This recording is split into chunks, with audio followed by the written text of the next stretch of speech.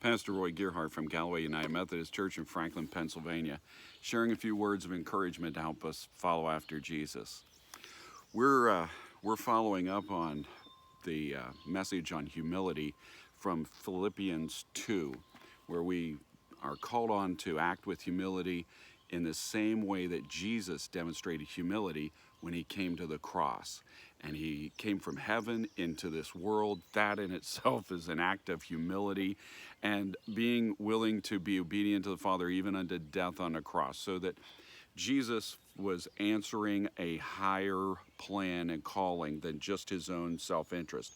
In other words, if he was just acting as an ordinary human being, he might just become consumed with pursuing his own life's interests, making sure that he's clothed and fed and that his own ambitions were being pursued.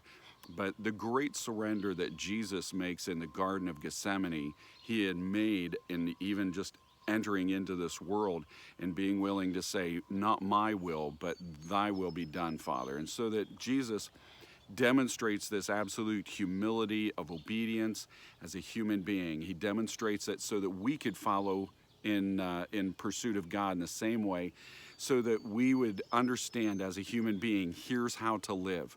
And so that, as God comes in flesh into this world, what we get to see is how to live as a human being. And that has to be built on a level of humility where we can offer ourselves up to something that is more important than our own self-interest, something that has a greater impact. And whether that impact is on the whole wide world or on one individual that we can reach out to and bless, that's where we are to live our lives.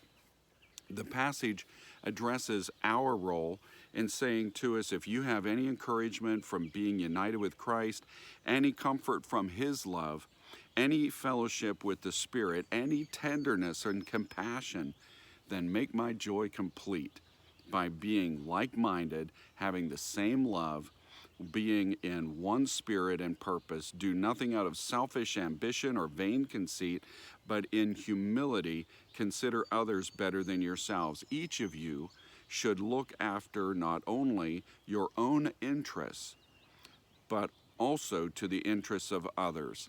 And so that, as Mike shared this in the message on Sunday, you and I need to look at our rights, our abilities, our privileges in life, and those strengths that we possess. Whatever it is that's in your hand that you can say, I can do this.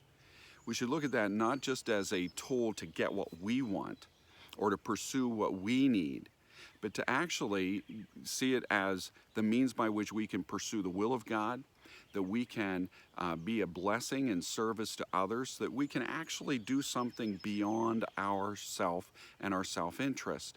And so that sometimes that will actually force us to sacrifice our own interests, to lay aside our own rights, that we would be willing to do that. Of course, the 4th of July is just passed, and we always are celebrating then, of course, our nation's founding and the sacrifice of so many that went into that founding.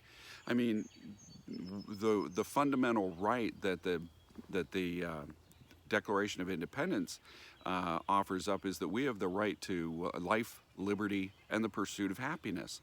But if you're going to offer yourself up to the service of your nation, you have to lay aside your own self-interest and sometimes even lay down your life. And so a fundamental right to life and liberty is laid aside to do that.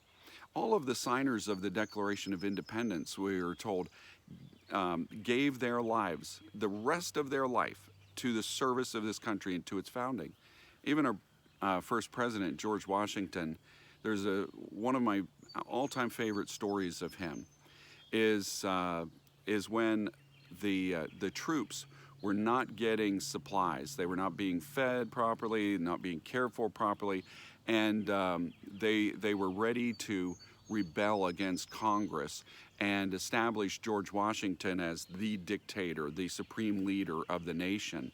And George Washington, we're told, learning of this, called his officers together and shared with them his own sacrificial dedication to the cause. He was committed to the higher calling of life, liberty, and the pursuit of happiness, not for himself, but for a nation. And that's the way that Jesus demonstrates his willingness to sacrifice for our salvation in laying down his life on the cross.